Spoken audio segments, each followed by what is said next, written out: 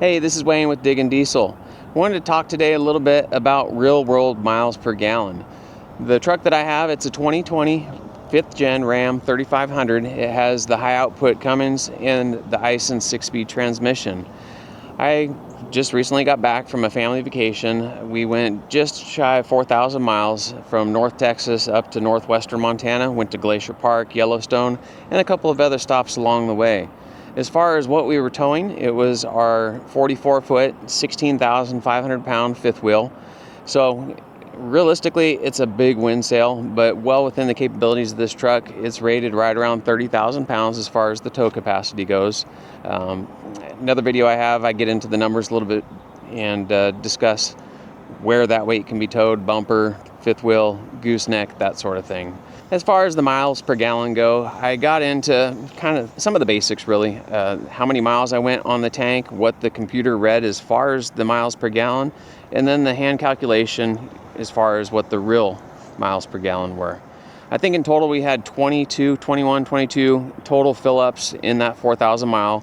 That's not necessarily indicative of how much or how far I could have gone on a tank of gas. A lot of times it was just a matter of, was it lunchtime? Do we have to go to the bathroom? That sort of thing. So I break it down here. I went ahead and put together a spreadsheet and went over the highs and the lows and everything in between. So let's get into it. On the screen now, you can see the spreadsheet that I put together. As I mentioned, I have the first column, which is for the mileage. Second column is for the computer miles per gallon. Third column is for total gallons at the time of the fill up. Then the actual miles driven for that fill up, and then the hand calculated miles per gallon. There were 24 total stops. Like I mentioned, most of those were right around the capacity of the fuel tank.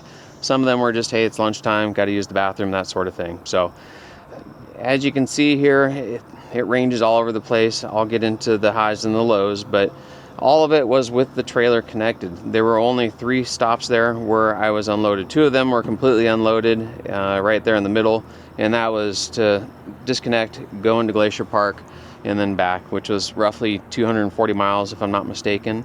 And then the next one below that, we were visiting family, driving around, and that was just flat land basically in northwestern Montana. There is one other entry there where it is half and half. It was the first half of the trip I was loaded with the travel trailer. The second half was just driving around Yellowstone. Let's get into the highlights a little bit now.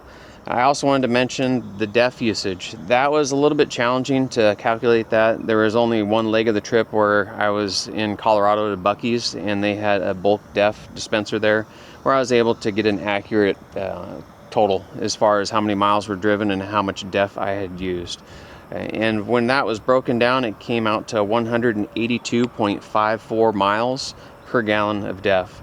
The rest of the trip, I was in rural areas, and the only way to fill up was just out of a 2.5 gallon tank, like most of us do. But by doing that, there was no way for me to accurately gauge the miles per gallon. Next up here is the best and worst tank when it came to overall miles per gallon. And just for reference, this was strictly while towing. I went ahead and omitted the times where I was unloaded. So my worst tank was 6.28 miles to the gallon, and my best tank was 8.58 miles to the gallon.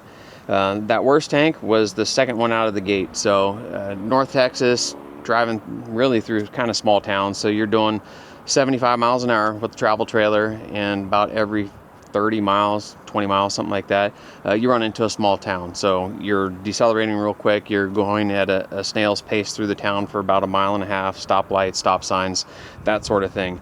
But really, it's just the speed limit, I think, is the biggest contributor to the poor gas mileage. If you're able to keep it under 65 or around 65, you can probably tack a good mile and a half to the gallon on what you're seeing here. But when you only have 2 weeks and you got a lot of miles to cover, you're going to do pretty close to that posted speed limit. The best one that we had was 8.58 miles to the gallon, and that was coming out of New Mexico. So after we did that significant climb for 40-50 miles, we really plateaued. We were in a higher altitude, which I think is a little bit drier, as opposed to in Texas. It's pretty humid, and that has an effect on miles per gallon. And the last calculation I have here is the average miles per gallon while towing. I know watching a lot of videos, there's a lot of jokes out there as far as the lie meter and what the dash actually tells you. But what I found out is when you're looking at it over a large period, in my case it was 4,000 miles, it wasn't significant. The actual hand calculation came out to 7.51 miles per gallon, and the computer came out at 7.55. So we were looking at 4/100ths of a thousand difference in the calculation between the two. So in my circumstance, you could take it as pretty close. I wouldn't expect it to be any closer when it comes to a system that's gauging the actual fuel that's going into an engine. So to me, Ram did a good job. They did the math right on there. Not saying that it wouldn't be different for you. If it's all city driving, if you take that discrepancy, you might be looking at, tenths instead of hundredths when it comes to the difference. I didn't want to get too deep into the weeds. I want to keep it very high level as far as the miles per gallon go. It's going to differ for everybody. It depends. You can have a flatbed trailer and you're towing 16,500 pounds and it's all very low profile. In that case, you're not going to have as many issues with the wind. And I think when you're towing a large toy hauler, the wind is a significant factor in it. So everything's going to vary for everyone. I just wanted to give you my point of view based on my circumstance and how it turned out. High output Cummins, it uses more fuel. That's all there is to it. I know previously I had a 4th gen with the 6.7 and it had the 68 RFE. On that one, when I was towing heavy, I did a little bit better, but it wasn't significantly better. Now, when you're unloaded and driving it more as a daily driver rather than a tow rig, in that circumstance, I would go with the standard output with the 68 RFE all day long. On that truck, I saw almost at 20 miles to the gallon. I was probably high 18s when it came to the average. But when towing, again, I was within a mile per gallon of what I'm seeing on here. But if you're going to tow heavy all the time, this is the better setup. Honestly, their heaviest grade I probably pulled was about 8%.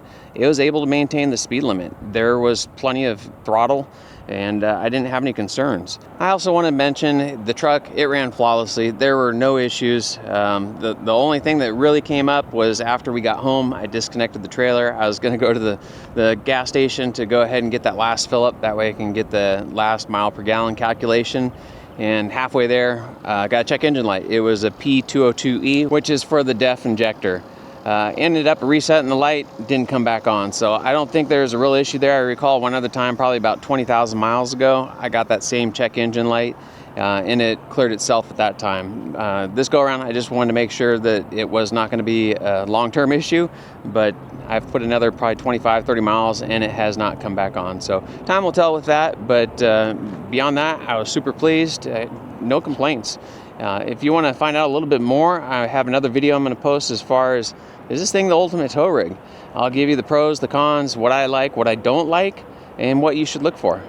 Until then, see you next time.